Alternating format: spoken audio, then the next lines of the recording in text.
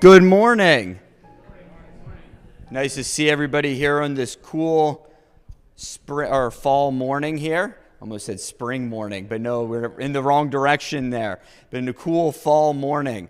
But then I heard that's supposed to warm back up here a little bit this afternoon, so that's great. But it's nice to see everybody here. We have a great treat this morning. Be able to hear from Pastor Bob Kettering this morning, and then Pastor Levi Ziegler is here also. So I'm going to hand it over to Levi, and he's going to talk a little bit, but then hand it over to Bob. But before we get started, let's bow our heads in a word of prayer. Heavenly Father, we just thank you for this beautiful weather that you have given us here this morning, and just thank you for giving us the ability to be able to come here and worship you. We know in so many places in this world it is not open and free to be able to worship you, and we just thank you for this morning, for this great country that we can worship you freely today. We just ask you to be with us here today. May you open our eyes and open our hearts that we can just hear and receive you today, and just let the words that are spoken be glorifying to you, because it's all about you, God. And we just thank you for all that you have done. And let us just be able to see what is happening around the world and happening in your churches around. And we just thank you for everything you blessed us with. In your loving name, Jesus, amen. Thank you, Chris, and good morning to every one of you. A couple of announcements real quickly I'd like to share with you. First of all, I mentioned before about the mural book spanning 3 centuries, the murals of the Church of the Brethren. I ordered 20 of these, and I'll be bringing them here when I get them, and so I'll leave it in the hands of Bob. But these are free. You always like free things, right? These are free. They're very informative, too, so number one. Number two, Conestoga Church was the 3rd church that organized of the Church of the Brethren in Germantown, Coventry, and Conestoga. They're having their 300th anniversary celebration. I don't have the date here, but it's coming up real soon. What I have here in my hand is a breakdown of the divisions of the Conestoga Church, starting with Germantown here at the top, and then branching out all the different congregations which came to Conestoga Church. So I'm going to leave it here, and Pastor Chris, telling where you are, but we'll talk. There'll be more if you need more. I just made a few. So very interesting to see this. You might need your magnifying glass, but that's okay. It's all here. Okay. I want to thank you for the privilege of teaching this course about the Church of the Brethren. It's a great church, great history. And today Bob Kettering is going to wrap it up for us. Bob is one of these people who doesn't seemingly run out of energy. I think sometimes he does, but it doesn't. We don't see him at that time. We're glad that Bob has that energy and was able to do this mission. He did some mission work and visited congregations elsewhere that we don't know about. Unless you read the Messenger, unless you read some other literature, you don't know about it. Bob will tell us about that today. And so without other words here, Bob, it's my honor to have you here with us and to share this ministry with us. Thank you, Bob. Okay, thanks. Am I on? Or can you hear okay? All right, good. Well, the first part of this is going to be like a little bit of a history lesson on the development of foreign missions, and then we'll bring you up to date on where the church is today throughout the world. An article from the Brethren Encyclopedia on Missions begins with this. Leaders of the Church of the Brethren movement were initially awakened through the preaching of a prominent radical pietist missionary whose name was Ernst Christoph Hochmann von Hochenau. Can you imagine that for a name? It's not surprising that the first 8 brethren at Schwarzenau in 1608 enthusiastically propagated their vision of the Christian faith and life, which centered on obedience to the commands of Christ and the recovery of New Testament practices they called ordinances. As others were awakened by their preaching and example, a new center of brethren activity emerged in the Marienborn area, where Palatine religious refugees had settled. There they proselytized, especially among the Mennonites and various separatists. So this article from the Brethren Encyclopedia suggests intentional missionary activity in winning converts to the Gemeinschaft was really at the heart of their early life. And as their numbers grew and persecution increased, the brethren began migrating to the New World in 1719, settled in Germantown. Within a very few years, the entirety of the brethren in Europe made their way to Pennsylvania. So there were no more brethren left in Europe by the 19th century. So in 1724, a missionary expedition led by Peter Becker traveled to Coventry and Conestoga that Levi just mentioned, where they baptized new members, assisted in the selection of elders, and held love feasts, resulting in the establishment of those two new congregations, Coventry and Conestoga. Conestoga's in Leola. Coventry's in the Pottstown area. From there, brethren migrated south and west, establishing congregations wherever they went. Once again, the Brethren Encyclopedia states this: a pattern of church extension by biological growth and geographical diffusion was characteristic of brethren expansion until the late 19th century. I've always said that brethren growth was more about propagation than proclamation. In other words, we had families. And that's how the churches grew and spread. You know, lots of families on the move throughout North America ensured church growth. Up until the late 19th century, there was relatively no mention of foreign missions. Many of the old orders actually opposed the concept of foreign missions. Now that's hard to understand, but they feared that it was yet another innovation copied by other denominations, which would lead to a salaried professional ministry. So there was strong opposition to paying pastors and church leaders. And that's one of the reasons they opposed foreign missions, because you'll be paying the missionaries. So some old orders today continue to hold that the Great Commission was fulfilled when the gospel was preached to all nations in the apostolic period. Strange as that may sound to our ears, but up until the latter part of the 19th century, brethren actually opposed mission activity in other lands. That sounds strange to us, or what we would call foreign missions. Brethren mission activity supported the colonization method of mission activity. In other words, when brethren moved to an area in the United States, they would start a church, and that's how missions took place throughout our land. There was no talk of starting the church in other nations. So did the church in the late 19th century, and the concept of home missions began to gain some traction. In fact, in 1877, Brethren's Church Extension Union was formed to help establish congregations and to raise money to support church workers. Once again, the old orders viewed this as an attempt toward a salaried ministry, and within a few months, the Church Extension Union was disbanded. This first effort to establish foreign missions took place when brethren in Illinois supported a minister in Denmark by the name of Christian Hope. There is a picture with he and his wife. Christian Hope was a Danish immigrant who settled in Iowa and later in Illinois, where he encountered the brethren. So he joined the brethren. He was elected to the ministry in the Cherry Grove, Illinois congregation, and in 1876, the Northern Illinois District sent Christian Hope and his family to Denmark to establish the brethren. So there's the brethren, their meeting house. You can see them there. A congregation was formed. There's the congregation in Denmark in 1876, and then on to Sweden in 1885.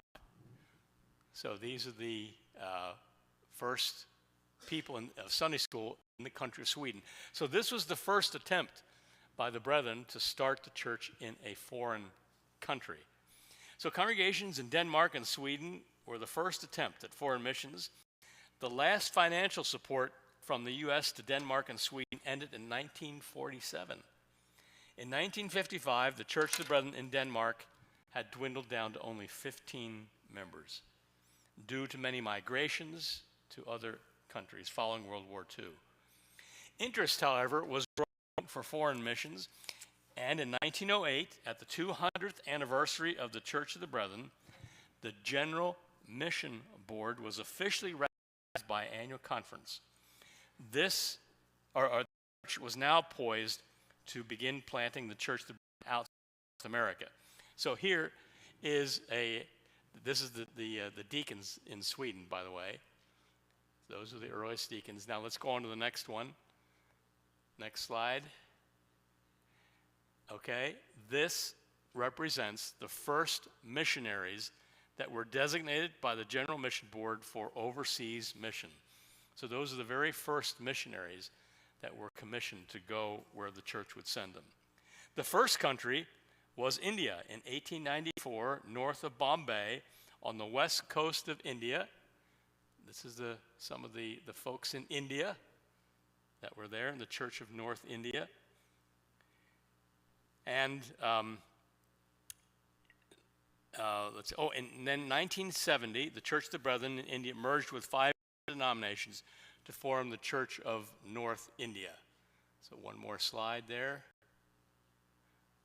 Okay, so these are the leaders of the church in India that combined with several other denominations to form what is known as the Church of North India. At the time of the merger, the Church of the Brethren had 22 congregations, 22 evangelistic centers, and about 18,000 members. So this was the first successful attempt, I would say, at foreign missions in the Church of the Brethren. The second country was China. Northern China in 1908, southern China in 1918, mostly in the Shanxi province of northern China. However, work was terminated there in 1949 and 1950 when the communists took over the country and all missionaries had to leave. Christian churches were shut down. The third country, and you are familiar with this, I'm sure, was Nigeria in 1923. So last year, the Church of the Brethren in Nigeria celebrated their 100th year anniversary. Located in the northern region of Nigeria, among the tribes speaking the Hausa language. The first missionaries were Albert and Lola Helser. There they are. That was the first missionary couple that was commissioned. And this is the second one, Stover and Ruth Culp. Those two couples were commissioned by the Church of the Brethren to start the Church of the Brethren in Nigeria. Now, I want you to listen to very carefully this. In 1982, there were 96 congregations, 400 preaching points with a total membership of 40,000. That's in 1982. Since 1973, the Church of the Brethren in Nigeria, known in Hausa as Ecclesia Yanawa a Nigeria, or for short, we just call it EYN, was recognized as an autonomous indigenous church. In other words, they provide all the leadership, all the training. They were a totally indigenous church. Now, do you remember I said in 1982, 96 congregations, 400 preaching points, membership of 40,000. Today, EYN has 605 congregations, many preaching points, and church plants with a present membership of over 1 million members. So from 1982, a membership of 40,000, to the present of over 1 million. The church has just exploded in growth in Nigeria. It's just amazing. EYN, as a matter of fact, I've been told, is the largest Anabaptist denomination in the world. There is no other Mennonite Church of the Brethren, none is larger than the Church of the Brethren in Nigeria today. It was over 1 million members. Let me just stop here and just when I was in Africa, I was working with Caleb Dakwak, who is the pastor of the Abuja church. We were in pastoral training. And he said, you want to see a picture of the women's choir? 200 voices in one congregation. they average 2,000 on a Sunday morning. It's like a mega church, you know. That's hard for us to comprehend here in America, where our brethren churches are much more. I mean, this is like an LCBC, or, you know what I mean? This is enormous church building, 2,000 on a Sunday morning. It's just hard for us to comprehend the way the Lord has blessed the growth in Nigeria today. The fourth country and last country was Ecuador. This is the beginning of the Church of the Brethren in Ecuador in 1946, established by Brethren service workers who were ministering in the capital city of Quito. In 1965, the Church of the Brethren in Ecuador merged with other denominations to form what was known as the United Evangelical Church of Ecuador. I said Ecuador was the last in that a change in mission philosophy was developing, which was called for the indigenization of foreign missions. In other words, transferring leadership from the United States to the native people. That was what was happening. So most missionaries came home here because we said mission activity in those countries is going to be by folks in those countries. So, and I think what we're seeing is that growth happened more spectacularly when the natives were in charge of their church rather than leadership here in the United States. So anyway, so so now 1965, the Church of the Brethren mission philosophy was to pursue missions through indigenous churches in conjunction with non-denominational Protestant organizations. And so the era of sending missionaries to other countries basically came to an end, because we said mission activity will be carried out by the people in those countries rather than us sending people over there. Now the problem, this is my own feeling, with indigenization and encouraging merging with other Protestant denominations like in India, was that we were forcing some Church of the Brethren churches in those lands, particularly Ecuador and India, to a lesser extent in Nigeria, to merge with other denominations. And, you know, I'm not sure that was a good thing. Indigenization was a good thing in turning leadership over to the people, but sometimes brethren beliefs and practices were abandoned into larger church mergers, with some members and wanting to remain Church of the Brethren. So in India, for instance, decades of lawsuits over church property over those who were resisting this idea of merging with other denominations. What happened in India was that the Church of England was very strong there, because India, you know, was a colony of England, and so the Anglican Church was very strong. And Anglican beliefs and Church of the Brethren beliefs are vastly different. You know, for instance, the baptism. Well, they baptize babies. We don't baptize infants. Church leadership is very hierarchical. In other words, they have bishops that are very powerful that more or less tell congregations what to do. Brethren were more congregational oriented. So there was resistance into this, highly liturgical practice. So some of the former brethren in India resented the fact that they were being forced into this cooperative effort. And so a group decided they were not going to participate. And so as a result then, lawsuits were raised. Who owns the property? Was it the Church of the Brethren that was initially there, or is it this large church group? Years and years of litigation. Finally, the Church of the Brethren in America said, we will recognize those brethren that did not want to merge with that larger group. And so now we have Church of the Brethren congregations in India that are strong and growing, that pulled away from that ecumenical conglomeration, I guess you could call it. Floyd Malott was a former Bethany Seminary professor. He stated this, that prior to World War II, he said, the Church of the Brethren would have held missions or foreign missions to be the primary work of the church. I think if you were here at Myerstown, probably before World War II, you would have had a lot of emphasis on foreign missions. Missionaries coming and giving programs, creating interest in supporting foreign missions around the world. And it was a real passion of the church. And as Floyd Malott says, it was probably the number one priority of the church at that time, foreign missions. Now, as a result of Korean churches later on associated with the Church of the Brethren in the U.S., there were some Koreans that wanted to worship in a church building. And so in California, they worship in the afternoon, and then Church of the Brethren. And finally decide, well, these Koreans said, well, we like what the Church of the Brethren is doing. Why can't we become brethren? And so as a result of that, they also took the Church of the Brethren to Korea. A Korean pastor by the name of Dan Kim came in contact with the Church of the Brethren in California through Wayne Zunkel. And about the same time, interest was growing to establish the Church of the Brethren by Dominicans in the Dominican Republic as a result of Church of the Brethren members in Puerto Rico and a pastor by the name of Guillermo Encarnacion, who was pastoring the Alpha and Omega Church in Lancaster, but he was a Dominican, and he had interest in establishing the church in the Dominican Republic.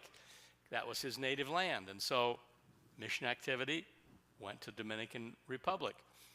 And all of this new interest by people wanting to join Church of the Brethren in native land led to a major shift in the mission philosophy. Annual conference adopting this. World Mission Philosophy and Program, 1981, annual conference. Mission Theology and Guidelines, 1989. World Mission Philosophy and Global Church Structure in 1998. This 1998 paper can be referred to for an in-depth scriptural basis for a new mission philosophy. Now, the Church of the Brethren is poised to say, yes, we're going to be more engaged in planting the Church of the Brethren around the world. So this is a major shift from saying, no, only indigenous churches should be doing their work. Now we're saying, yes, people in those lands that want to be brethren, we're going to provide a way for the Church of the Brethren to go throughout the whole world. But we're not sending missionaries there. What is they're providing leadership within their own countries. We're providing training, support. So it's not that we are sending people over there to start the church, usually. What they're doing is they're saying, we have interest in the church, we're providing the leadership, and here in America, we're just providing the support to help them to grow. And you'll see what's going to happen about all that. It's very exciting. So the Church of the Brethren continues to promote indigenous churches, which are independent, self-governing, self-propagating, self-financing. The Church of the Brethren today in the U.S. seeks to plant new church bodies that assume financial and administrative responsibilities for themselves as rapidly as possible. Here's a quote. We envision the global Church of the Brethren as a spiritual community of independent, autonomous bodies that are mutually dependent on one another for fellowship and mutual encouragement. Now I'm going to ask Levi to pass these out. This is a map of where the Church of the Brethren is in the world today. And let me just say the Church of the Brethren has never been more globally active than today. So, Levi, then when you're done with those, we'll give you these.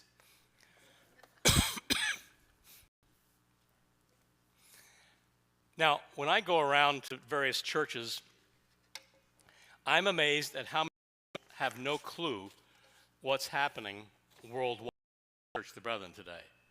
So we're going to talk about that. In 2018, the Mission and Ministry Board adopted a vision for the global Church of the Brethren, and that was developed by a mission advisory committee from the denomination. I'm on that committee, and we had a retreat several years ago in Haiti, actually. And out of that retreat kind of grew this idea of spreading the Church of the Brethren, the gospel, throughout the whole world and developing a new structure for the Church of the Brethren. Since then, interest in Church of the Brethren has come from pastors and laity in countries throughout the world who have expressed interest in embracing Church of the Brethren beliefs and practices for their own countries. Now, there are some questions that are being asked about the Church of the Brethren. Let's go on to the next one. So wherever I go, whenever I've gone around in Africa or in South America, these are the questions that I've been asked by leaders and people in those countries. Is the Church of the Brethren some new group with historical roots, without historical roots? So a lot of them have never heard Church of the Brethren, so they don't know is this some fly-by-night group that's, just coming off very recently? That's one question, and that's a question we have to deal with. So in Burundi, for instance, they made a big deal the other year of the 315th anniversary of the Church of the Brethren. They rented a stadium. We had speakers here. I think Galen Hackman and Bob Krause were over there, and they advertised this, several thousand people coming for the 315th anniversary of the Church of the Brethren. I didn't hear any churches here in the States celebrate the 350th anniversary. The reason they did was because they wanted to show this church has roots, 315 years. So they made they had clothing and all kinds of stuff celebrating the 315th anniversary of the Church of the Brethren. The second question is the church in some cult? Or are you like the Mormons or Jehovah's Witness? They never heard of us, they don't know. So when I do training in these countries, the first session that I deal with pastors is the history of the Christian church, starting in Acts, with the beginning of the church all the way up to show how brethren fit into the scheme of things, to show that, no, we have historical roots that go back to Acts. How does the Church of the Brethren regard the Bible? That's very important. In other words, do we believe the Bible is authoritative? What do we believe about the Bible? And what practices and worship styles characterize the brethren? So when we talk about feet washing, well, they never heard of that. And so we talk about believers' baptizing 3 times forward. They say, well, we've heard of baptizing backwards. Why do you baptize forward? So there's a lot of training and teaching that needs to go with these pastors that are coming to the Church of the Brethren. So those are some of the things that I generally try to teach. Now, let's look at the map. This map shows you where the Church of the Brethren is today throughout the world. As I said, most don't have a clue where the Church of the Brethren is today. Well, the map is color-coded, and the ones in yellow are where the Church of the Brethren is officially established, in blue where it's emerging, in green where there's association with it. So let's look at that and take that other sheet which was handed out, and we'll tell you about the Church of the Brethren. So either you have a green or yellow sheet. So let's start at the beginning of this. Unlike many mission organizations that send Americans to carry out intentional work, Global Mission prioritizes collaboration with leaders and sister Church of the Brethren bodies in countries around the world. We seek to join them in their faithful witness of Jesus Christ and to learn from them while sharing our heritage and blessings with them. Each in their own way, these churches are striving to follow the Bible and example of Jesus. They see the Church of the Brethren as having been given a special gift that are drawn to the idea of continuing the work of Jesus peacefully, simply together. They find that doing church together in simple ways with humble leadership is compelling. They share the gospel in both word and deed, lifting communities out of poverty into self-sufficiency, and many promote peace in the face of great violence. So what's unique about the Church of the Brethren? Well, one of the things is that we are non-hierarchical. In other words, we don't have pastors that are the ultimate authority telling everybody what to do. There's a lot of churches around the world caught up in what's called the prosperity gospel. In other words, if you give your money to the church, God will prosper you. Really emphasize that. The problem is that usually it's the pastors that prosper because the money's in their pockets and the people stay in poverty. And so there's a lot going on. The other thing I would say is that there's a lot of interest in our ordinances, our love feast, feet washing. It's all, and yet a lot of them have not heard that before. So there's a lot of interest in that, and our interest in a holistic gospel. We're not just there to save souls. We're there to help people in local situations, to help orphans, to provide ways for them to help with care. And so establishing clinics, hospitals, clean water projects. That's always been kind of the Brethren holistic approach, that we are looking not only for spiritual needs, but for the physical needs. Because that's what Jesus did, didn't he?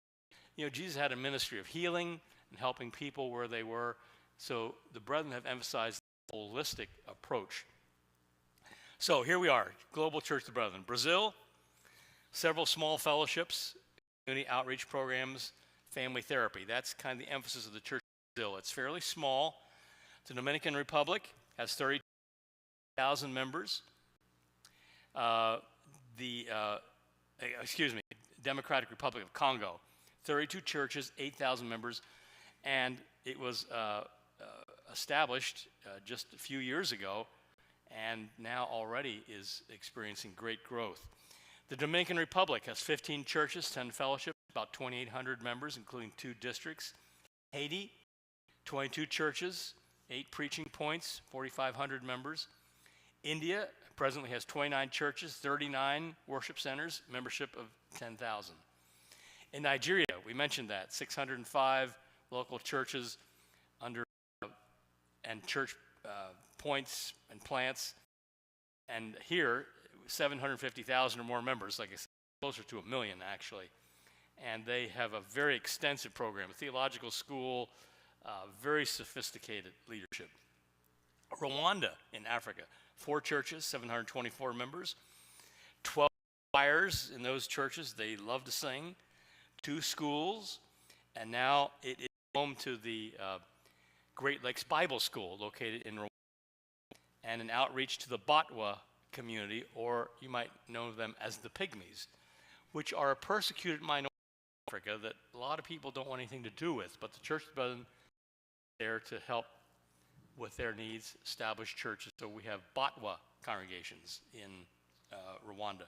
In Spain, 6 churches, 275 members. Uganda, 15 churches, 732 members. Venezuela, 42 churches, about 1,600 members, 2020. South Sudan is a mission project of the Brethren with a full-time global mission staff person there working to plant a church. Then other churches, Burundi, 50 churches, 6,000 members, established in 2006, yet not formally recognized yet, but Burundi is a great place for the church. I mentioned there they had this stadium for 315 years of celebration for Church of the Brethren. Their leader is expert, Bukana, and he is just an amazing guy. His vision is to plant the Church of the Brethren in every in Africa. So he has helped start the church in Kenya.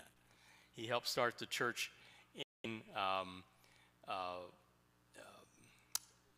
Tanzania, and most recently in Zimbabwe. So he has a big view of planting the Church of the Brethren on the continent of Africa. Now Cameroon, Chad, and Togo, those are all mission points started by the Church of the Brethren in Nigeria. So in other words, they have done foreign missions to countries. And the reason why some of the mission activity has happened is because, there's a lot of persecution of Christians in Nigeria. So they've had to flee their native country of Nigeria, and they've gone to neighboring countries. Like the early Brethren, when they go, they take the church with them. And so as a result, now we have Church of the Brethren congregations in Chad, Niger, Togo. All these are foreign missions activities of the Church of the Brethren in Nigeria. In China, yes, the missionaries were kicked out. However, we still have hospice ministry there, located at a former Brethren mission outpost. So it's not a church, but we are able to engage people there, and some of them are able to share within them. So it's kind of missionary activity under the radar, I guess you could say. Colombia, churches started by refugees from Venezuela. Started as an agricultural project. Now, some of these former Brethren churches want to become Brethren again. So we are supporting them. In Kenya, Tanzania, 2 churches planted by the church in Burundi. In Honduras, there is an exciting congregation located there. Mexico, emerging church there outside of Tijuana. And then Ukraine, actually, there's one fellowship. And in Vietnam, we've had a mission worker working with vision-impaired people as a Brethren volunteer service. So you see, the Church of the Brethren is really worldwide as never before. It's just amazing how this all has happened. Well, let's go on let's see what some other slides are here. Okay, about 2 years ago, I was in Africa and was doing training, because these pastors need to be, trained. What does the Church of the Brethren believe? How do we practice things? And so I was in 4 countries with Marla Aby. Maybe you know, she grew up in Nigeria. Her parents were Charlie and Mary Beth Bieber, longtime missionaries in Nigeria. He was a pastor in the area here. So she and I traveled over there, and we met up with Caleb Dakwak, who is the pastor of the Abuja Church, and Etienne Natswana. So the 4 of us were a team of trainers. So here we are in Kenya. You can see the people with the, I forgot to bring my red blanket. These pastors, see, wrapped around, they're from the Maasai tribe. Maybe you've heard of the Maasai tribe in Africa. Well, these are pastors that have roots in the Maasai tribe. So I was there in November of that year, and the previous August is when the church was started. So the church was only less than 6 months old, 4 months old when I was there. So this is the very beginning of the church. Let's go on to the next one. Next slide. Yeah. So here we are. We're outside under a tarp, and there the children are singing and praising the Lord and worshiping. So let's go on to the next one. This one is in Rwanda. This is the Gisenyi Church of the Brethren, which is a huge church. It's also where the Great Lakes Bible has been established. So about 3 years ago, we started a Bible school. I'm on the trustee board for that. And we have a training program, presently 16 students who are enrolled, who are pastors, who are learning Bible, theology, and all. This is the ministry to children that the Gisenyi Church of the Brethren has. Let's go on to the next. This is in Burundi, in Bujumbura. I was there, and they wanted, the people are lined outside the church building there, and they were waving little white flags down on the far side of that. And these people were so excited to have us there, they wanted to greet us. So we shook hands with every single person, all the way down to the very end. So let's go to the next one. This is one of the choirs in Bujumbura at the Burundi church. When they sing, they've got a few, like I say, they're great singers. They have lots of choirs. Let's go on to the next. And this is the training in Burundi. So the pastors are sitting around tables, and we are doing a teaching up here. They have little notebooks. They're taking notes on what's going on. Go to the next one.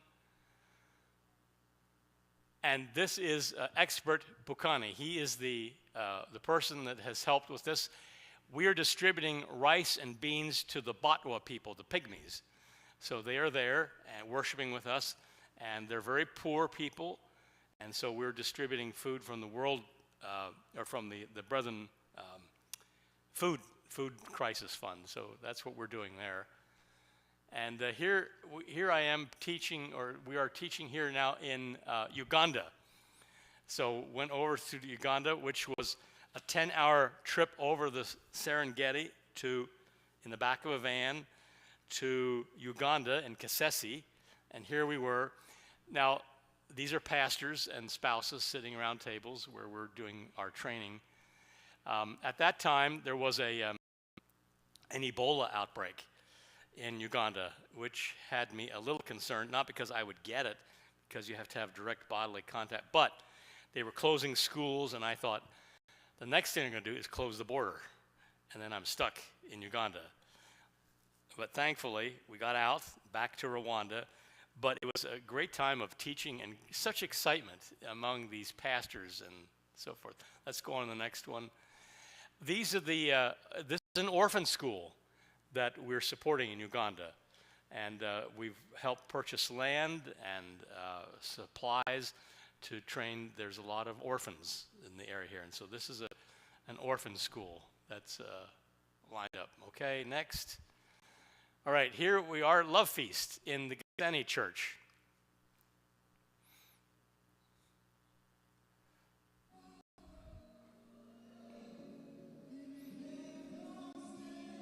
I think the Gethsemane Church building is quite large.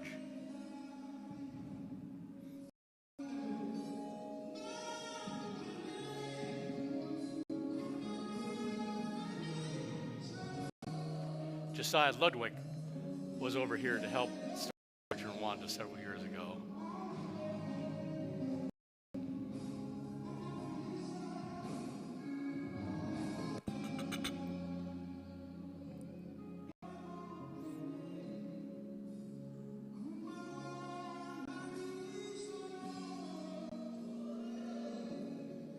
Okay, on the next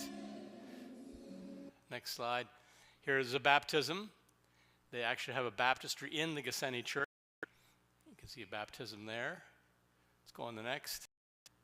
And here's one out in a lake where they're baptizing. So let's play that video.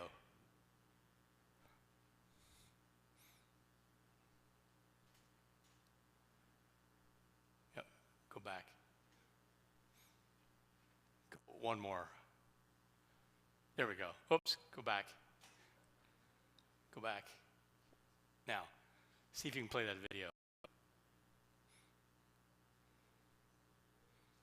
Click on the picture, maybe. No. Okay. All right. Let's go on. So, last March, I was in with the Venezuelan Church of the Brethren, which is a growing church. And this is their annual conference. So I was one of the speakers there this past March, and there I am. You can see me in the middle. Sitting to my left is Joel Pena. He's pastor of the Alpha and Omega Church in Lancaster. Sitting to my right is Roger Moreno. He is the general secretary of the Church of the Brethren in Venezuela. And all the way over here, you see the fellow in the gray and the white hair. Yeah, he is the pastor, Marcos Inhauser, from Brazil. So there were several of us from kind of around the world. But this was their annual conference. And it was just so exciting. We ended, let's see, is there one more? Is that it? That may be the last slide. I think that's it. Well, we ended our time together, our annual conference, with a love feast. And it lasted for 4 hours. So I'll tell you why it lasted for 4 hours. First of all, we commissioned church leaders in churches. So people that were taking leadership in local churches were being commissioned. Then we had a licensing service for ministers who were being licensed. Then we did an ordination service for those who were being ordained. And then everybody there was anointed. So we went, they stood in line, and we went and we anointed every person there. And then we had our meal, which was a hotel, and it was chicken Kiev. So it wasn't, just a little sandwich. They really went out with chicken Kiev. And then we had our feet washing and then communion. It started at 7 o'clock in the evening, went to 11 o'clock in the evening. And it was just very exciting to worship with 120 Venezuelans. Now, we met in Colombia because you probably are aware that Venezuela has a lot of problems. I can't get into Venezuela as an American. I could get into Colombia, neighboring Colombia, so they held their annual conference in Cúcuta, Colombia. There's 2 congregations in Colombia, the rest are in Venezuela, but they all came across the border for the conference, and I could be there with them for a week in Cúcuta, Colombia. So, again, so many things are happening around the world that it's just hard for me to put in a short time what's happening. But just to say, the Lord is at work in a tremendous way, and there's such enthusiasm for Church of the Brethren beliefs and practices. And it's exciting to be part of that. So my wife says to me, she goes, well, that's where you're getting your energy today. She said, you are just so excited about the Church of the Brethren in these foreign lands. And yes, because they're excitement, the worship is just quite an inspiration to me. So I come back from these places really inspired to move on and to help however we can. So I had a group in World Mission. We raised money for churches. We just $30,000 for Venezuela to purchase property so they can have their headquarters there, and have a chicken producing farm, because all the profits will go to help sustain the church. This fella has a big vision for raising chickens. He actually looks like Frank Perdue, I think. But anyway, he has this vision that he wants to establish this with all profits going to support the church. So that's how they're working it. So we helped purchase this property for them.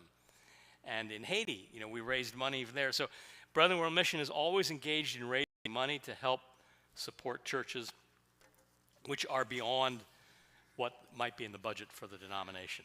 So, okay, I think we might have 2 minutes. Anybody have a quick question you want to ask about any of this? Anything you want to know? Well, it's a lot. And I've been grateful that I've been able to Africa, to those 4 countries. It was quite rigorous. It was like 20 hours of flying, 10 air flights, just going from Kenya to Rwanda to Burundi to Uganda.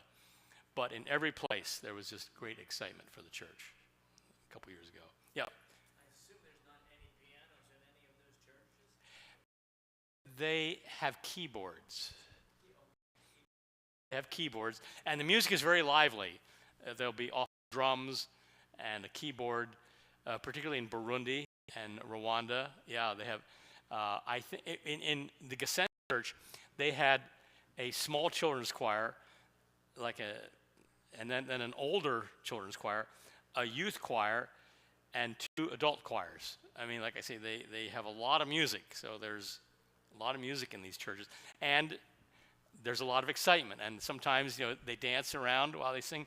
And the Messiah tribe, those guys with the red thing, when they worship, they jump. So I have another presentation on my trip in Africa, and there's a picture of me. They're having me come up, and so I'm jumping with the Maasai, and they really jump high. I mean, not like me, but that's how they worship. They worship by jumping, and so they had me on the platform jumping with the Maasai pastor, so it was kind of interesting. But yes, music, instruments, dancing around some, yeah. And again, it reflects the culture. Not so much in South America, I would say, the dancing part, but in Africa particularly, yeah. But joyful music, uplifting, yeah, just, if you ever chance to go to any of those places, take the opportunity, because it will be just, yeah, Grace.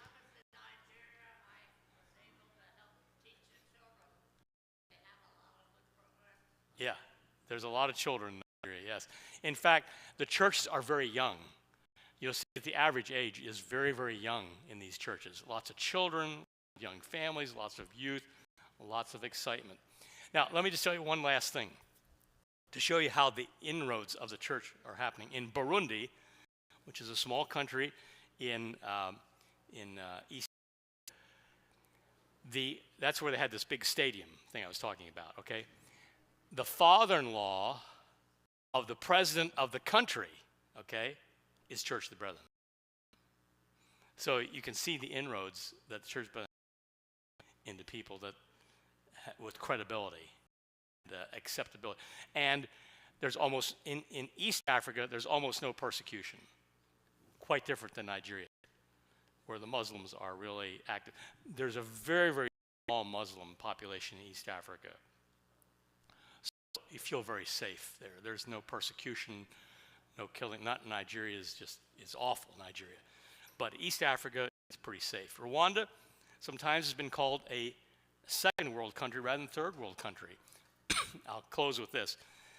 Just to say that in Africa, lots of places, there's litter all over the place. It's just terrible. Rwanda, you don't see any litter. The reason is because the government pays widows, and there are many because of, remember, they had this big genocide they had several years ago. They pay the widows to clean the streets and to keep things nice and neat. So there is no litter in Rwanda. It's very clean. There's electricity throughout. There's plenty of food. They grow their own food. It's a very volcanic area, so they have a lot of food that they produce. It's not starving. So Rwanda is a wonderful place to visit. So if you ever get a chance to go to Africa, try Rwanda. Okay, I think that's probably what we have time for today. Hopefully it gives you some sense of where the Church of the Brethren is and how rapidly it's growing throughout the world. I can hardly keep up with it, frankly. Thank you, Bob. Well done. And I appreciate it very much. You want to say thank you to him?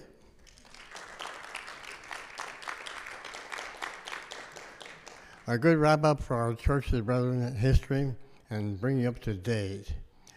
Are you staying for worship? Yeah. He'll be here after worship. If you have questions, he'll be around here someplace. Just corner him, buttonhole, talk to him. Thank you very much. I really appreciate it. Really. Thank you. God bless you all.